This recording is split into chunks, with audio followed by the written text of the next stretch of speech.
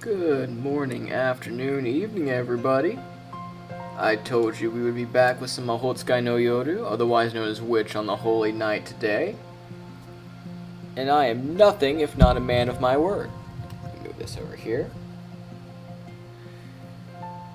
I'm glad to see you guys. It's been a busy day. It's been a very good day. I always feel like when I say it's been a busy day, it sounds negative, but it really isn't. I had a very good day. I was able to spend some time with family. I was able to go and go to church with them and have lunch with them and spend some time. If you peep the Twitter, you will see that I did a little bit of grilling. I got a little bitty. It's essentially a tabletop grill. Actually, let me go and put this on there. There we go. Now we can see each other. A little tabletop grill that I've got set up outside with a propane tank, so I can actually be a true American and grill out on July 4th, which I'm looking forward to. It'll be a short week this week, which I am not going to complain about. That's for sure. I hope all of you guys who are Americans like me have a good time, and if you aren't, then, well, happy 4th from us, I suppose. Let's see. What else did I do today? I did a lot of cleaning this weekend, actually, which was good. It was needed. Be able to take care of things around the house. Speaking of Witch on the Holy Night, let's do a quick recap as our little bit of housekeeping this week. So let's see, what happened? What didn't happen is the real question. Last time we played some Witch on the Holy Night, we were in the thick of it in regards to the fight between Aoko and Alice. If you remember, Alice was a bit peeved about Aoko making a deal to let Soujyuro go for a whole of one night. And then, due to a series of rather unfortunate events and misunderstandings, Alice and Aoko got into it very heavily. Aoko eventually emerging on top with no little bit of help from Soujyuro. Soujyuro actually ended up being the unsung hero, as it were. Although, that is not to downplay Aoko's abilities at all. She did an incredible display of magic, not only in endurance, being able to get through the hellscape that Alice had provided, but also in an incredible and humongous amount of spell casting in order to beat one of Alice's trump cards, at no small cost of herself. But, emerging victorious, they both essentially collapsed in exhaustion. Not Alice. Alice we have not seen since the defeat. She has assumedly removed herself from the field, conceding defeat to the Sono-G mansion again. And Aoko and Soujyuro has seemingly collapsed in exhaustion. And if you guys remember, Alice did give a magical tool to Aoko that she could contain that Aoko could contain Soujyuro in. Kind of like a genie in a bottle style. And that is where Soujyuro is now. Aoko's got him and has presumably gone back to the Sono-G estate as well. And that is where we will pick up. Witch on the Holy Night. Like a dog.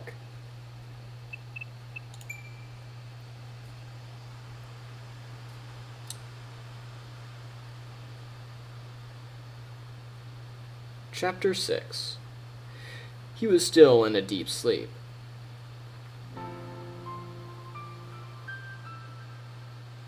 It all seemed ablaze in a mad, fiery red. Unbearable idle thoughts, incessant obstinacy, melancholy sights, and gloomy, bittersweet talk. Fickle wickedness born of human interaction, namely, the voice of a forsaken coexistence. This, however, was the scenery of a world far removed from that. If there were those praying this was paradise, then there were likely also those lamenting it as the underworld. In a decade, or perhaps longer, this would all change. But for now, the autumn leaves remained yet untrampled by human souls. It was a scenery he knew well. Life in the mountains was humble and modest. There were no conspicuous buildings among this wilderness he called home. They gathered and stockpiled only what they needed to survive, without pillaging the land. Serpentine trails could be seen woven through the fields, and the stone steps leading to the summit were obscured by the forest, only visible once upon them. The mountain's inhabitants probably intended it that way. There was no sign of mankind's exploitation among the mountainous landscape. He suddenly remembered that this was the season he liked the most.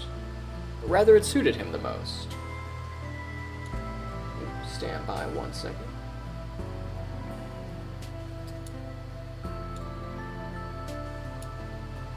There was much to be done to prepare for winter, but whenever he had a free moment, he would make his way towards the mountaintop. Gazing idly at the setting sun while breathing deep the crisp autumn air was probably the second favorite of his daily joys. It relaxed him, the cold but comforting wind at dusk, and the way the sunset dyed the peaks a vibrant crimson.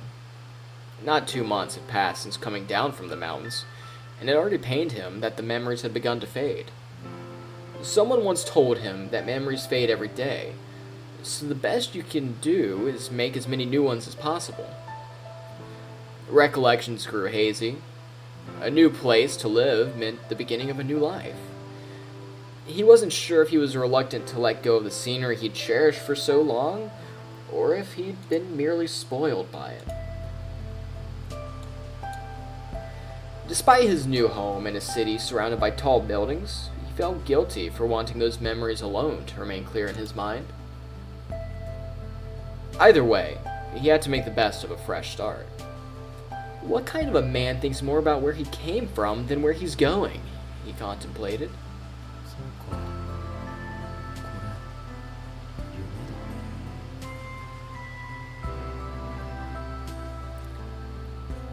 He tried to stop himself from indulging in uncharacteristic sentimentality. It wouldn't be a dream if it was easy to understand. The moment he realized he was dreaming, the angular shadows began to rise from the autumn colors. They were concrete buildings, previously artless. If they were sure to disappear, then for now he would content himself with dreaming about the memories he could clearly recall.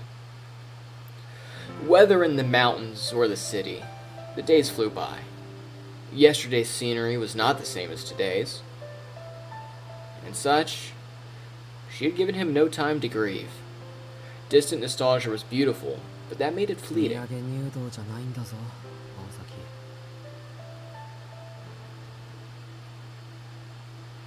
A faint dizziness made him close his eyes. Without sight, the mountainous landscape vanished, but in its place a familiar voice could be heard. It was a booming voice that seemed to shake not only the mountainside he stood upon, but the entire mountain as well. And of course, Aoko Awazaki reappeared, towering in the distance. He must have been tired, he thought, diagnosing himself while trying to make out what she was saying. Fearing the vertigo would return if he reopened his eyes, he decided to keep them closed. It sounded like she was arguing with someone, though the tone was all he could make out. It wasn't violent, but certainly aggressive. Maybe she was picking a fight with another mountain across the way. He wouldn't put it past her, nor would I. After all, she was a troublemaker who blew up the moon. He couldn't quite grasp the conversation. Though, somehow, vaguely, he had the sense that his human rights were being largely ignored. It was deeply unsettling, even for a dream. After several minutes, it seemed that the high-impact argument ended in Aoko's victory. Then suddenly, the boisterous voice faded. Praying everything would be back to normal, he opened his eyes.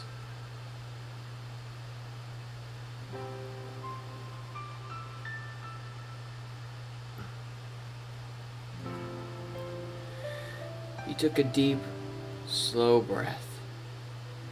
The scenery was a far cry from the nostalgic dreamscape he had just left, albeit not unpleasant either. Without a doubt, it was the amusement park. To him, his was his freshest memory. He recalled the house of mirrors that Aoko Awazaki destroyed. This park was a flawless replica of reality, but he was the only one there. Without having to worry about anyone chasing him, he sat down on the wreckage of Kitsy's rides and looked up at the moon that should have been shot down.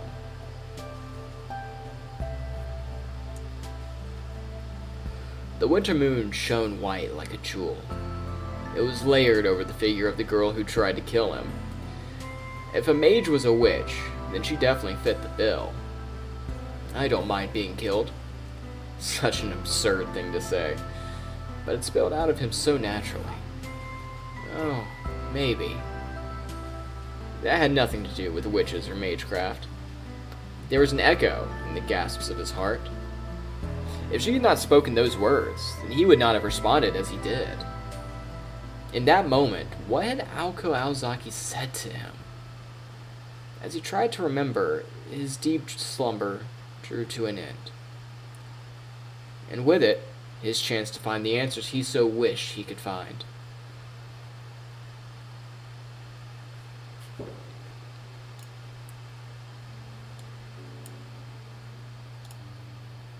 Then, Soujyuro woke up in an unfamiliar room, gasping. Bewildered, he tried to catch his breath. She was the cause of his surprise. The moment Sojuro's eyes snapped open, there she was, the girl dressed in black, sitting at his bedside. The silence was deafening. Still supine on the bed, Soujyuro gazed at her. His impulse was to sit up, but he refrained, thinking it might be rude to be staring at the person sitting next to him. She was just sitting there, on a chair, dressed in black, modest clothes. Still, she projected an air that was anything but plain. Her monochrome outfit evoked indescribable elegance. Like a costume handmade just for her from the finest fabrics. It was enough to inspire poetic sentiments even in Soujyuro. The girl continued to sit, completely motionless. Without realizing it, Soujyuro had stopped breathing. Genuine astonishment had him captivated. Such beauty. It was the first time he had ever thought to use such a simple, plain expression to describe another human being.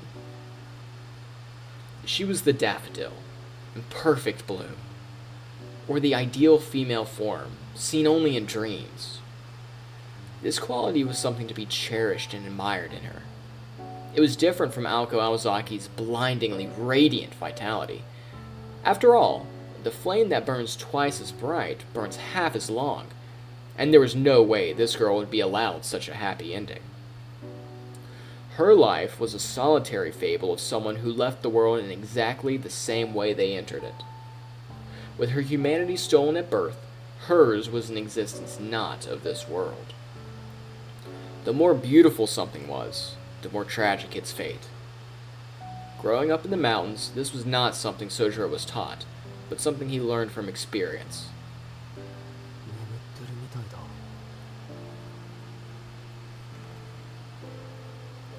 Soujyuro turned his head, as though he was being lured in. He knew it was rude to stare, but he couldn't fight his instincts. Then,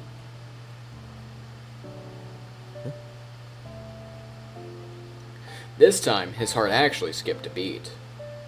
She was not asleep at all. Expressionless, she was merely watching over him while he recovered. Soujyuro froze, unable to turn his head away or think of something clever to say. It was like staring into her eyes turned him to stone. Jet black hair, just to her shoulders. Her large eyes were set like onyx stones, matching her hair.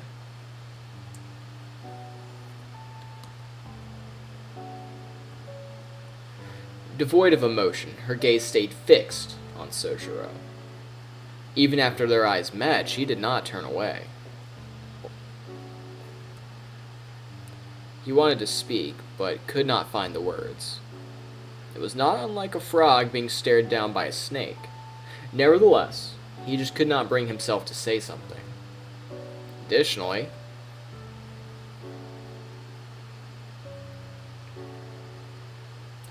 no matter how carefree Soujyuro might have been, he was painfully aware that this girl was as powerful as Aoko. Less talkative, to be sure, but still powerful. Objectively, the scene was not unlike that of someone nursing a bedridden stranger. He had no idea what she may be thinking about, but it seemed to him this harsh silence might last forever. All he could say for sure was that the quiet did not appear to bother her in the slightest. It was like some bizarre form of punishment.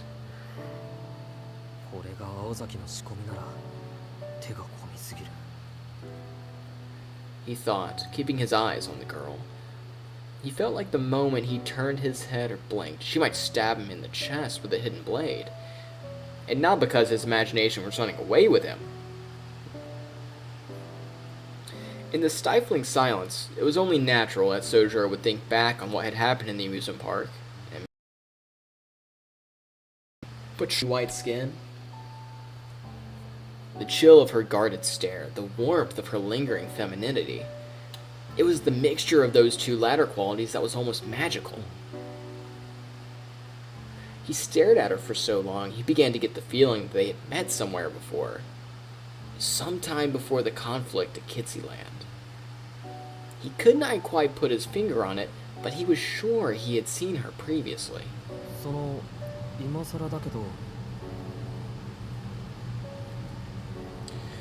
His voice shattered the frozen silence in the room.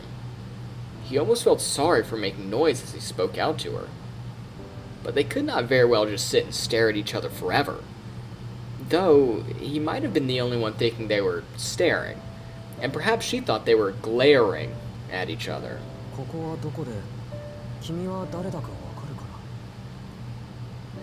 She narrowed her eyes slightly. Just as he was thinking it would have been better to keep quiet, she quietly raised her hand.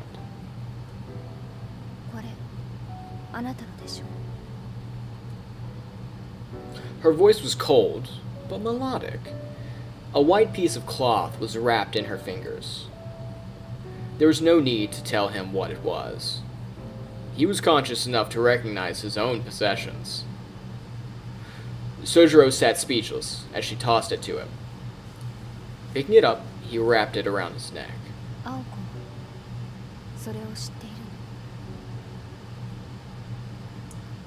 He looked away in response to her blunt question, distracted by something unrelated. She called Aoko Aozaki by her given name, which led him to believe that the mountain Aoko had argued with in his dream was actually the girl beside him. Things that should be known, and things that not be. There are also things that should be told, and other things that must not be. However,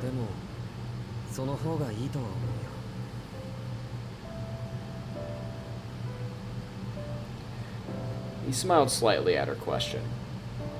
Perhaps impressed by his response, the overwhelming pressure in the room dissipated noticeably. Or maybe she had been more nervous than he was the entire time, projecting the image that his room was her domain a tad too strongly. The tension faded. Soujyuro tried to sit up and prop his arms beneath him. And now that they were talking, it seemed awkward to stay laying down. However, his body felt strange as he tried to move. It surprised him how difficult it was to sit up. It took everything he had just to raise his upper body to a sitting position.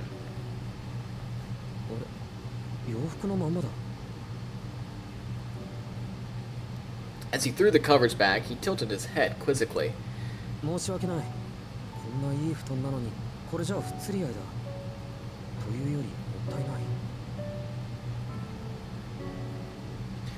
She stared at him, not expecting him to complain about not wearing pajamas while sleeping. Somehow, it appeared that he had done something to surprise her.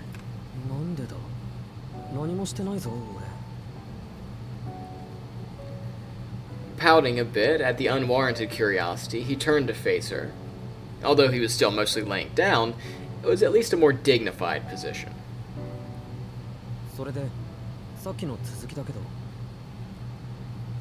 Indeed, he needed to find out where he was, and who she was, before anything else.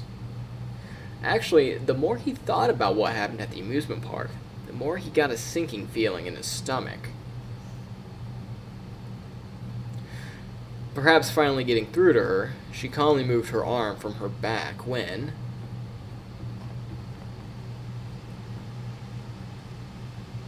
Once again, they silently locked eyes.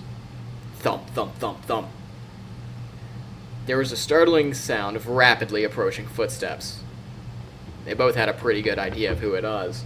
Make your bets now, folks. Who could it possibly be? The Blue Bomber herself. Just as expected, Aoko Aozaki burst through the door with a thunderous roar. She entered wearing her school uniform, her long hair flowing behind her.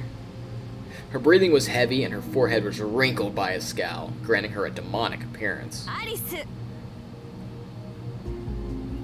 This girl named Alice scowled slightly in response. She may have even let a sigh of disappointment slip out, uncharacteristic of Alice. Her calm voice was the polar opposite of Aoko's. And while I hate to interrupt this scene, and I've refrained from doing so for a while, I love how Sojuro's instant thought when waking up was, alright, who is this? Where am I? And also, oh man, I wonder if I'm being rude by being in my regular clothes after passing out and being in this bed. He's just a sweet dude. Like he's just a good dude. You know what I mean? I really appreciate that about him, especially in this setting where good people are a little bit hard to go and find. Very few of them going around. Needless to say, her voice dripped with brazen coldness.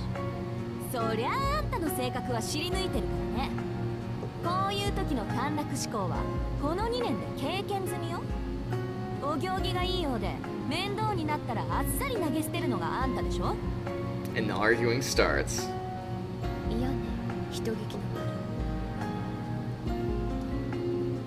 Effortlessly, she brushed aside Aoko's jab. In doing so, Soujyuro had the distinct impression that she no longer even realized he was in the room.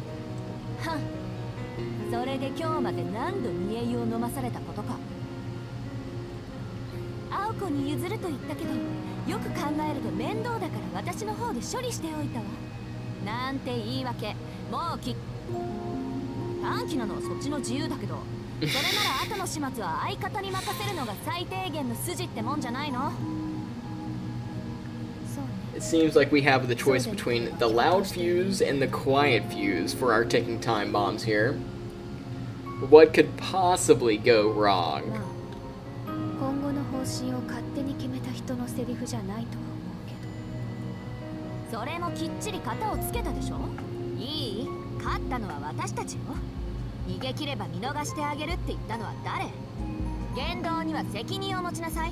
Okay. It seems like they are actually gonna let him slide.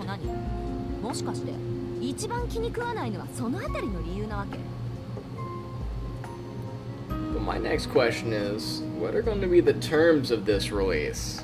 Sounded slightly and fell silent. Her housemates seemed to have struck a nerve that Alice herself did not know was there. Anyway.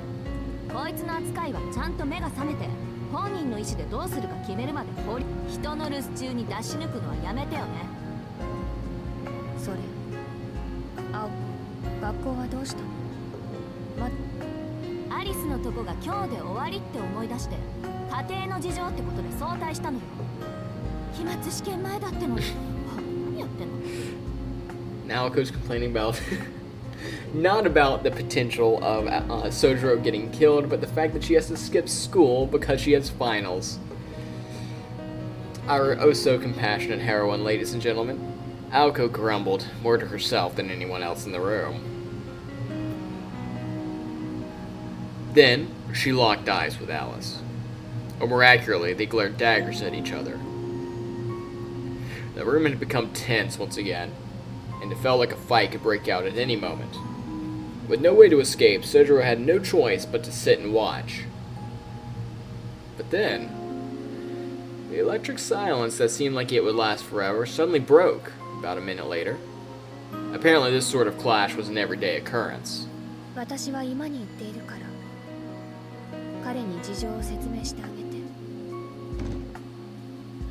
Alice stood up from the chair and made for the door. Watching her go, Soujyuro cocked his head. In her hand was what could only be described as fruit knife. He had no other words to describe the tool she was clutching.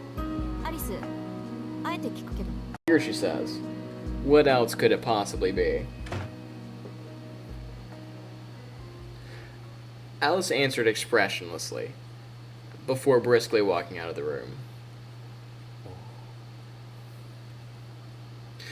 Soujyuro thought it best not think too deeply about the scene he had just witnessed. He got a good head on his shoulders, though. He picked up the fact that his life was, in fact, in danger. This is improvement for our good friend Soujyuro, who's a bit of a brick, but we love that about him, don't we? At any rate, the girl in black had withdrawn, and along with her, the feeling of tension. Leaving a bedridden Soujyuro alone with an Aoko still dressed for school. From Soujyuro's perspective, this was a perfect chance to get answers to his ever-growing list of questions.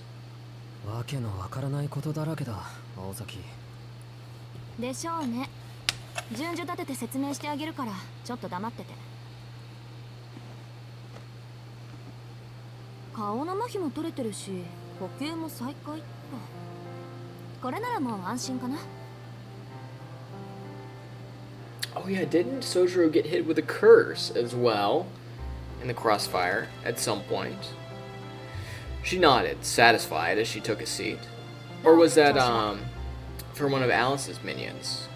Because he did get caught in a blast towards the very end of the climax there.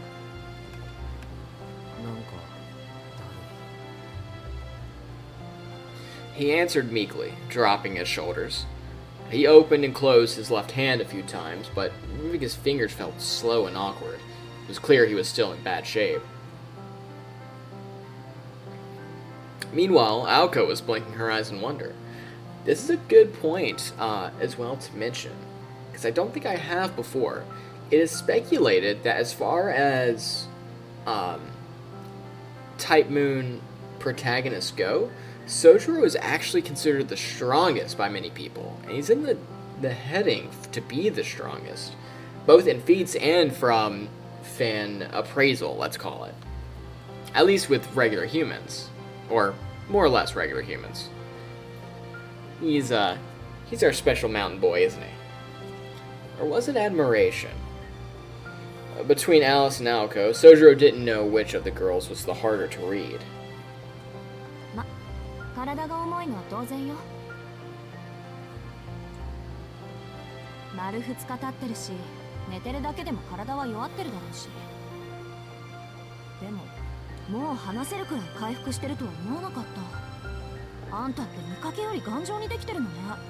"2 days out cold?" Yeah, he was through the ringer for sure.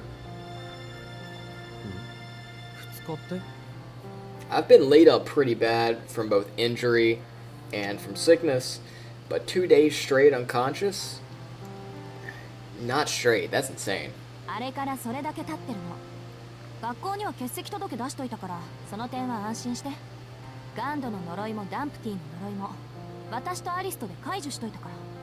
That's right, he got hit by the Gandhar curse and the poem that was cast by one of Alice's familiars.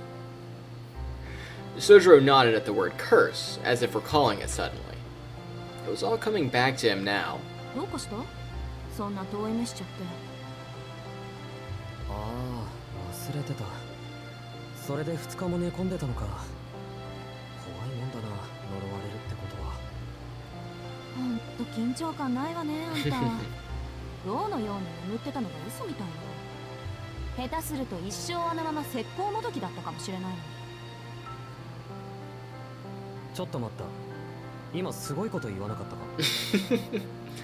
He really doesn't understand the position he's in, does he? Even after all that.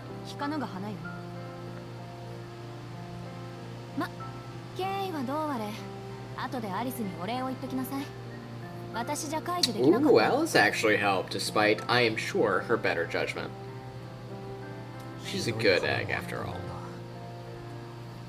Sort of, maybe. アリスっていうのはさっきの子か。遊園地で俺たちを殺そうとした。Aoko replied that it was. 彼女ずっとそこに座ってたけど、ここは彼女の部屋なのか。Soujyuro scanned the room again. He was not accustomed to sleeping on anything other than a futon, and the room looked especially foreign to him. ここはただの客室。長いこと使ってなかったから埃だらけでしょ。それよりアリスと何か話したの？ Wow. いや、あれを会話というのはちょっと。 He brought his hand to his mouth and recalled the few words they exchanged. As Soujyuro said, calling it a conversation would be a gross overstatement. And yet, thinking back on it, it seemed like they had talked for hours, which brought an uncomfortable smile to his face. とはいえ、緊張は解けたと思うよ。青崎がやってくるのがもう少し遅かったらよかったのに。Aoko narrowed his eyes at his innocent slip of the tongue. She knew Soujyuro did not mean to treat her like a nuisance, but nevertheless, she found it hard to take the full brunt of the words said to her face. She's a prideful person, after all. And Soujyuro is the antithesis. Straight, narrow, and completely oblivious, for the most part, to most things. Even worse, she says she was getting used to his manner of speaking. でも、だからなのかもね。相変わらず首の皮一枚の人生を送ってるわ、あなたって。He tilted his head, clearly confused. だから、あんたはよっぽどアリス好みの対応をしたのよ。まだ生きてるってそういうこと。Our little charmer, huh? Against all odds, he manages to bring the best out of people, it seems. No matter how hard he tried, he could not grasp what she was getting at. He decided to change the subject to something else. ところで、ここはどこなんだ？あの子に聞いても教えてくれなかったけど、青崎なら教えてくれるだろう。ここは三崎町の幽霊屋敷よ。正確にで持ってきたんだけど、覚えてないでしょ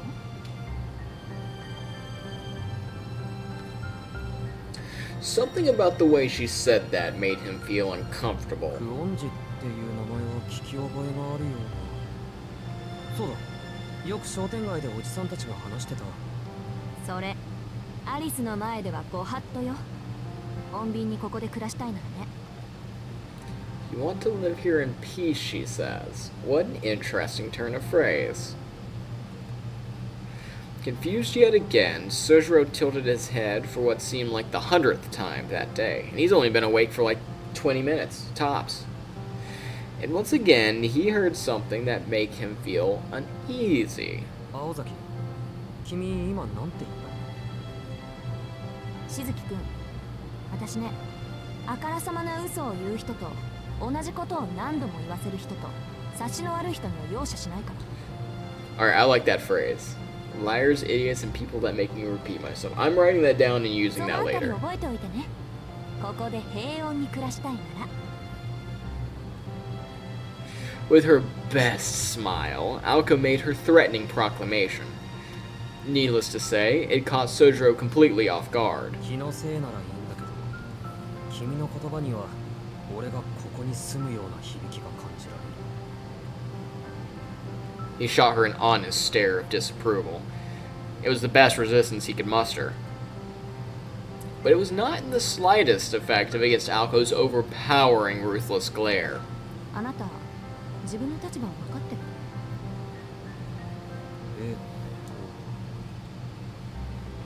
？He considered her words carefully. He wanted to openly express his feelings on the matter, but instead he swallowed his words and shook his head. Despite his typical inability to read people's emotions, he at least seemed to understand the gravity of the situation. It appeared that he had finally realized that it was his carefree mood that typically got on Aoko's nerves. ああ、そうだった。あんたに回りくどいこと言っても無駄だったのよね。いいわ。考える時間ぐらいあげたかったけど、時間もないし、はっきりと言ってあげる。Oh, character development. Aoko is actually considering someone else's position and opinions and way of い thinking. い？しずき。Shocking. この度、あなたは私たちの監視下に置かれることになりました。しばらくはここで一緒に暮らしてもらいます。もちろん、生殺与奪の権利はこちらにあるという条 Hey, 件。 roomies. No. That'd be my expression too. I do not like living with roommates. The blatant tyranny in her voice caused him to sputter. He wished that she would stop smiling in an attempt to make it seem any less outrageous. I mean, look at that smile. Who wouldn't be run over by that? Who would not be disturbed by that smile? Who would not look at that smile and go, man, I am completely put at ease by this smile and not at all disturbed or frightened by that appearance? Certainly not I. 一緒に住むって青崎とか？ It was not the faint expectation of living under the same roof with Aoko that had him flustered. Rather, he was genuinely concerned about his own safety. Regardless of how good-natured he was, it seemed he finally had come to grips with the fact that he had just escaped death. とんでもない。冬眠前の熊と一緒に暖を取るようなもんだ。Aoko agreed, as blunt a comparison as it was. たまには的確な比喩をするじゃない。あなたの言う通り、下手なことをしたり決まりを破ったりしたら、今度こそ息の根止めるからね。それと、ここに住んでるの私とアリスの二人だ Trademark けど Aoko's smile. あの子、私なんかより数倍常識ないから、気をつけないと死んじゃうぞ。Aoko was 100% serious. It was her sincerity that made it all the more believable. いや。 Obviously, there was no way the victim, Soujyuro, could accept these terms. 待ってくれ。俺にはちっとも青崎がわからない。監視するって言うけど、なんでそんな話になってるんだ？考えられる範囲、悪いこととかしてないし、そもそも俺を見張っても得なことなんて一個も。青崎はいろいろ間違ってる。いや、それとも魔術師っていうのはみんな青崎みたいなのか。 Every now and then, Soujyuro finally does ask an interesting question, doesn't he? Arrogant and selfish were the words that the harmless boy's gaze seemed to imply. Aoko felt a headache coming on. Due to his innate easygoing persona, Soujyuro had not thought to question that Aoko being a mage was out of the ordinary. だからあんたがそういう風に誰はばかることなく私たちのことを言いふらさないかを見張ってんじゃない、この常識なし。 Aoko flew out of her chair. She'd been doing her best to keep her cool, but it seemed her well of patience had finally run dry. Witnessing Aoko snap, Soujyuro clapped his hands together. そうか。青崎が俺を殺そうとしたのは魔術師であることを隠さなくちゃいけないからだったっけ？ Oh, sweet boy. Sweet summer child. うん、それならわかる。監視するのは青崎の秘密のことで、俺の命云々はおまけみたいなものか。 Yeah, that's about the face that I just made too. You know what, for once, I'm with you, Aoko. I'm with you. I'm with you, girl. けど、それはあまり意味がないんじゃないか？学校もあるし、バイトだってあるんだ。一日中この家から出ないわけにはいかないんだぞ。 In an instant, Sojuro's objectivity had her stumped, leaving her at a loss for words. He honestly had no idea what position he was in. To believe that he had any sort of freedom at this point was shocking, to say the least. 落ち着け私。話が早くなってある意味助かるし。 Aoko somehow managed to compose herself. Sort of. As a matter of fact, she never had any intention of imprisoning him. Stripping him of his freedom and incarcerating him would go against their agreement anyway. Besides, if she was going to go that far, it would be easier to just kill him. To Aoko, letting him live meant showing a modicum of respect to Soujyuro's way of life. もしかしてこの部屋から出ちゃいけないのか俺 A light bulb went on in his head as he blurted out what he was thinking. It appeared that he had finally gotten to the grim message. Aoko looked somewhat satisfied at his dismay. 大丈夫よ。監禁生活なんて面倒なことだけはしないから。あなたの自由はそれなりに考慮してあります。そのあたりのさじ加減はアリスの手腕に任せてあるから。あなたは心配しなくていいわ。How generous.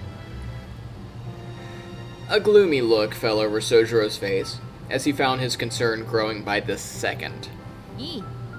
あなたの処遇はこの家に住むことを前提にした監視で、それも解決策が見つかるまでの期間限定。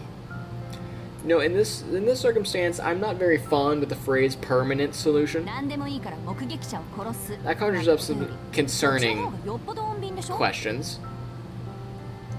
だいたいこれは私とあなたとの約束なんだから、いちいち文句言わないでよね。ただでさえアリスとの冷戦が続いてて頭痛いんだから。She sighed as she stared Soujyuro down as he lay on the bed. けど勘違いはしないで。ここじゃあんたの地位は最下層のさらに下。番犬より下なんだから。あんたの生殺与奪はあの夜から私が握ってるんだから。あんたは私に所有されてるようなもんなの。You know, on reflection, I think both of our pro tags have just such a way with words. これで自分の立場分かった？ As Aoko finished her declaration, Soujyuro subtly looked up at the ceiling so she would not notice his reaction. He meant no offense to Aoko, but he had to hide the fact that he had fundamentally disagreed with her analogy. In Sojuro's opinion, it was disrespectful to both dogs and humans to call him lower than a dog. A more accurate analogy of their power dynamic would be that of a rabbit and a wild boar, hence why he chose not to voice his opinion. Probably wise. Unlike his apartment, the ceiling here was decorated with ornate patterns. Putting aside how he would be treated here, in terms of lodging, it was a definite upgrade. Maybe it would not be all that bad. Soujyuro nodded slowly, as if to persuade himself. And とりあえず命は助けてあげるから。 that is what she had told him, not 2 days ago. あまり納得したくないけど、自分の立場は分かったよ。確かにそんな約束だった。いろいろと言いたいことはあるけど、それは認めるしかない。だけど、君たちと一緒に住めっていうのは本気なのか？青崎は細かいことは気にしないとしても、さっきの子は嫌がりそうだし、俺だって少しは。 At that point, he zipped his lips. Aoko's eyes were tinged with blood loss. あら、しずきくんはご不満？ Her contrived smile, so obviously forced, struck despair into Sojuro's heart. Come to think of it, he vaguely recalled her warning to him not make her repeat herself. Furthermore, as a practical matter, Soujyuro Shizuki's life was now in the hands of Aoko Aozaki. It would be unwise to anger her further, he told himself as if speaking to a third person. いや、別に。だってそれ以外ないんだも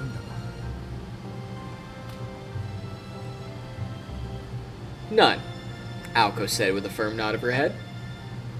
Soujyuro slumped his shoulders in surrender. 青崎の言い分は分かった。ただ、一応聞いておきたいんだけど、俺の人権はどこに行ってしまったんだろう。 Oh boy. バカ Human rights, huh? そんな形のないものなんて初めからあるわけないでしょ。つまんないこと言わないでよ。And I had just complimented him on asking a right question. And now he asked a wrong question. Soujyuro reflected upon her answer, now feeling like his question was, indeed, stupid. He should have already known the answer before he asked. ああ、だと思った。そんな気はしてたんだ。目が覚める前から。His muttering provoked a dubious stare from Aoko, before she quickly retracted it. If she questioned every little thing he said, they would be there until sundown. とにかく納得いったみたいね。じゃあ次、いよいよ本題。今に移動するわよ。説明しなくちゃいけないことが山ほどあるんだから。一人で立てる？さっきから手を動かしてたから血は巡ってる。歩くぐらいならいけそうだ。なら問題ないわね。With that, she turned her back and walked away from him. He had seen this bold form of hers many times before. Instantly, the memories flashed back to him like lightning. そうだった。青崎はこういうやつだった。Without knowing it, he cracked a smile. He was so lost that he did not know his left from his right, but recalling this alone was enough to call him. The Aoko he knew was different from the one in the House of Mirrors. She was not that brooding girl she saw there. He felt a pang of nostalgia. The Aoko he knew was brisk in movement and unfaltering in gaze, just like this one. She was the same as when he first met her, moody, yet overflowing with confidence, in her element. ほら、急いだ急いだ。Chop chop. アリスがさっきから今でお待ちかねよ。She was already outside the door, standing in the chilly corridor. 寝たきりの辛さを知らないだろう、青崎は。Already given some lip, huh? Grunting and groaning, Soujyuro eventually got to his feet. His body, heavy and stiff. Steph? I swear I can speak English, guys. His body, heavy and stiff while he was lying down, cried out in pain as he tried to stand and walk. Every step sent shooting pains through his bones. Despite this, he put on a calm face and made his way towards Aoko. I can feel that. I've had some pretty rough fights here and there, especially the last real fight that I did. I got pretty injured on that one and had surgery, and dude, when I tell you I was messed up, I was in pain, man. And afterwards, okay. This is a funny little aside. So I go into surgery, right? I come out, surgery was a success, it was fine. Nothing that crazy. They just had to put some stuff back where it should be, because it was not where it should be, essentially. Bones and internal stuff, you know what I mean? So I get out of that, and I am staying at a hotel, right? Because I have some family helping me out, because I was in college at the time, so I didn't actually have a home. It was the dorm, and I had family there, so they were helping me out, and I was staying with them at a hotel for just like a couple days to get over the worst of it. And I turned the corridor out of the elevator, right? Turned the corner out of the elevator into the corridor, and they have this wallpaper, right? It's black and white, and it's this kind of like not paisley, but a similar style pattern, right? Of this complicated, slightly geometric style design. And I am so out of it from pain that I instantly just collapse in pain on the floor. So what he's saying here about pain going through his bones, I get that. I get that for sure. Typically, he was quick to not pay any mind to life's little struggles, but these pains, he needed to force himself to consciously ignore them. In other words, he was displaying false bravado, an uncharacteristic reaction for someone who never suppressed their true feelings. 驚いた。あんた本当にタフね。ありがとう。けど心は弱いんだ。そう。参考までに心に留めておくわ。できるだけ優しく扱えるようにね。The Viperous Aoko is ever the Ever the kind roommate, it seems. Naturally, her voice was devoid of any true empathy. She turned away from the once more dejected Soujyuro and began walking briskly down the corridor. Just then she stopped, feet snapped together as though something had popped into her head. And just as if she was remembering something she'd forgotten in a completely trivial way, それじゃあ行くわよ。ついてきて、総十郎。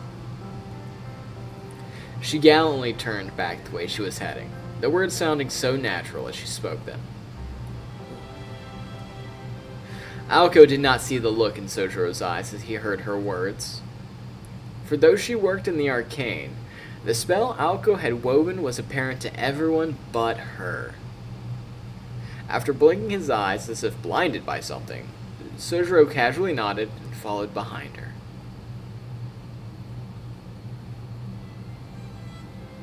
The sheer size of the interior was daunting. The 3 floors of this mansion contained more rooms than Sojuro's entire apartment building, except their size was excessive. Here, the mansion's rooms seemed too numerous for so few inhabitants. Its lavish, carpeted halls cold and dreary. The guest room that Soujyuro had been sleeping in was on the 2nd floor of the east wing. A staircase leading down to the 1st floor was at the end of the corridor, at the center of the mansion. Winter sunlight beamed through the windows, which only made the empty corridor appear even lonelier.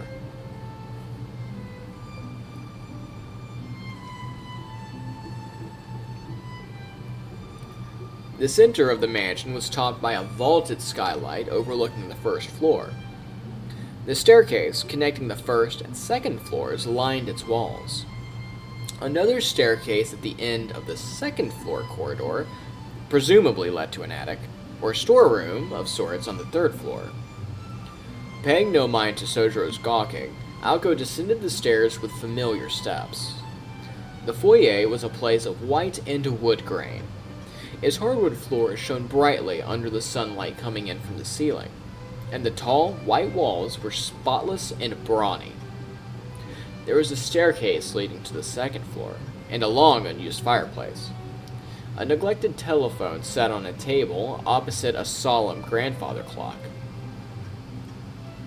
It was more like an old castle than a mansion. Aoko shot Soujyuro a callous stare, who stood captivated by the otherworldly scenery. 今はこっちよ。ぼさっとしない。 She grabbed the knob of the door next to the stairs. There were 4 doors to the foyer, and the easternmost, as you entered the house, led to the drawing room. The door on the opposite side of the foyer led to the mansion's west wing. To the south was the entrance. Or the north side was one more door next to the fireplace. Tucked underneath the stairs, this door connected to a bathroom, unbeknownst to Soujyuro. Due to the lack of windows, the 1st floor's corridors were not well lit. If the 2nd floor was a seldom attended infirmary, and the foyer a stairwell in some foreign castle, then the 1st floor corridor was a windowless labyrinth, not unlike the corridors of a hotel.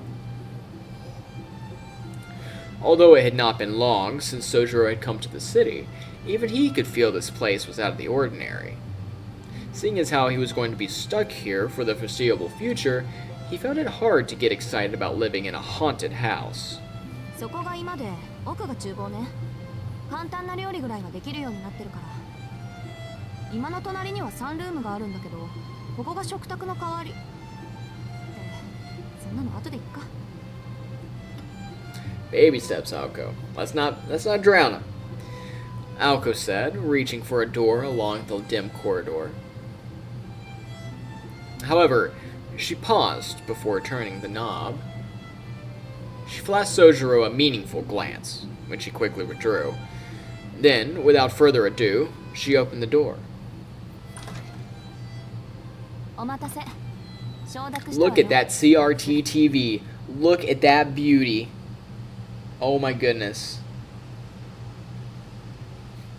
Not gonna lie, I love CRT TVs. I actually want to get a CRT TV that I can use for older consoles, Because there is a funny thing about older consoles, specifically older games, where they were made, the color palette and pixel-wise, they were made with consideration of how TVs would actually produce those colors and effects on screen, which is why you get the weird effect of the remakes of pixelated games, like old Castlevania's games, for example. Think about like Symphony of the Night, right? If you take that and put it on a modern monitor, it wouldn't look as good. It would look different from what you remember, and not just because you aren't remembering it right, but because of the hardware that was used as well, in conjunction with the design and art considerations. But I could nerd out about that for a while, so let's get back to it. She said to Alice as she entered the drawing room. After hesitating for a moment, Soujyuro entered after her. Compared to the corridor, the drawing room was unexpectedly modern. The carpeted floor, leather sofas, and a large 30-inch television were more what Soujyuro had come to expect in a normal home. In this family-oriented room, a girl far removed from set settings sat quietly on the sofa. Aoko sat on the sofa, across from the girl in all black. This gave Soujyuro two seating options. Next to Aoko Awazaki, or next to Alice Koonji. Choose your own adventure. Choose, but choose wisely. After about 2 seconds of deliberation, he decided to stand by the wall, as neither option appealed. Not the worst third option in the world. Aoko and Alice were facing each other across a coffee table. The clean, perfectly leveled table somehow added to the austere atmosphere. 当事者も認めたことだし、これで何の問題もないわね。あり。Alice gave one deep nod in response to her non-question. From his position against the wall, it looked as though they were clearing up some niggling grievance. Soujyuro got the feeling that the two did not entirely see eye to eye concerning what to do with him. そうね。原因も究明しないといけないし。She cast a sideways look at Soujyuro with those darkly shaded eyes of hers. Her voice shared the same cold indifference, making it abundantly clear that she had no intention of accepting him as a housemate. けれど、あなたはそれでいいの？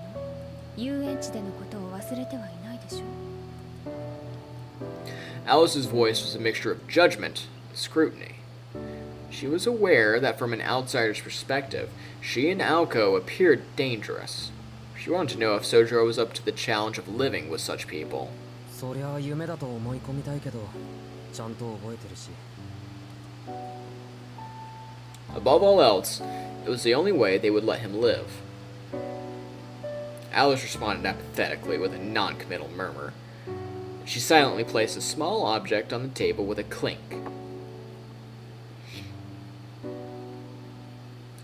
She pulled her pale fingers away from a small glass bottle.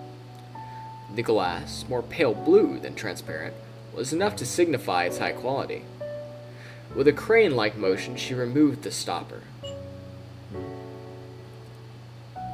Even though this was the first time he had seen such a thing, something about it made him uneasy. Was it that it made him sad, or...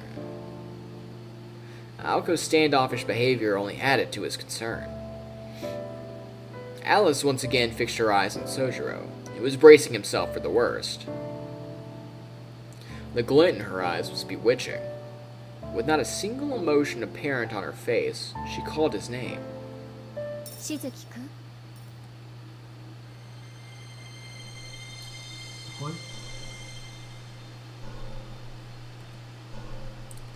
The moment he responded to her whispered call, his surroundings began to transform. The air grew thick, so thick that it took on a color and shape. The density and discomfort that coiled around his skin made it seem like the air had become words. Opening his mouth to gasp for air, the words invaded his lungs. Instinctively, he covered his mouth with his right hand and clutched his chest with his left, both hands appearing clear as mud. Even the thickest of mountain frogs never seized his senses like this. Fogs, not frogs. Oh my goodness. If he had to come up with an analogy, no words could quite describe it, but it was like he was standing in the pages of a newspaper. The first sense to adjust to this new sensation was his hearing. Then his breathing stabilized, yet the feeling of suffocation remained. There was nothing restraining him that he could see, but he felt an intense claustrophobia. Before he even felt shock at the sudden change, he reached out in an attempt to find an escape. But his outstretched hands found only emptiness. It seemed contradictory that a place with no walls and a wide view could feel so cramped, spirited away in a dense fog. Back in the mountains, such superstitions never seemed real to him, until now. And then, he finally noticed a surprise to beat all surprises. The drawing room had not changed into another world at all. He knew this for certain because he could still see the room he was just in through the fog, as well as the two girls, Aoko Alizaki and Alice Kuonji, watching him closely. It was simply a problem of perspective. The floor was dark and perfectly flat. Looking up, there the two of them stood.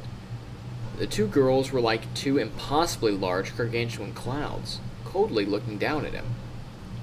Remembering the structure of the room and the layout of the furniture, Soujyuro's unsurpassed candor finally grasped his predicament. The parade at the amusement park had nothing on this. Somehow, he was inside the glass bottle that Alice Kuonji produced only moments ago. 図らずも Marveling at Alice's wickedness, Aoko glanced at the small bottle on the table. 2日前の夜と同じ状況になったわね。今回そいつは起きてるけど。 Aoko calmly mused. Alice, however, was not looking down at the bottle. Instead, her eyes were locked on Aoko. 意外ね。青子は怒ると思ってたの。 Oh, she was trying to get a dig, wasn't she? That's what she was really doing. 私も似たようなこと考えてたから。少しは魔術ってもんを思い知らせておかないと困るでしょ。アリスがやってくれるなら止めはしないし、怒りもしないわ。ま、こっちが予定していたものより何倍もめちゃくちゃだけど。 One thing that we are going to learn in pretty short order, ladies and gents, is that while I do like Alice quite a lot as a character, that does not mean she is harmless. She is not a cute little girl. She is quite monstrous, and pretty hardcore is a very apt expression, even compared to our favorite Blue Bomber. Aoko did not take her eyes off the bottle as she spoke. Although she did her best to feign indifference toward Alice's magecraft, she could not completely hide her curiosity. The figure inside the bottle, likely having caught on to what was happening, tried various things like flailing its arms and sprinting around. The surface of the bottle was cloudy, so it was... あれより作りは細かいわ。青子にあげたのは使い捨ての隔離するだけのものよ。これはお互いの声も聞こえるから。けどその割には何の反応もないよね。青子には聞こえないだけよ。 Alice said calmly, finally dropping her gaze to the bottle. Just then, the figure inside stopped moving. It appeared only Alice had a connection to the world inside the bottle. 術者にしかとてもないんだ。 And that's her problem with it. Aoko, you never cease to amaze me. Aoko sighed, losing interest. Ignoring Aoko, Alice opened her mouth as if to speak to someone not altogether there. どう？これでも一番無難だと思う。 And with that, ladies and gents, I will say it is getting rather late on my end.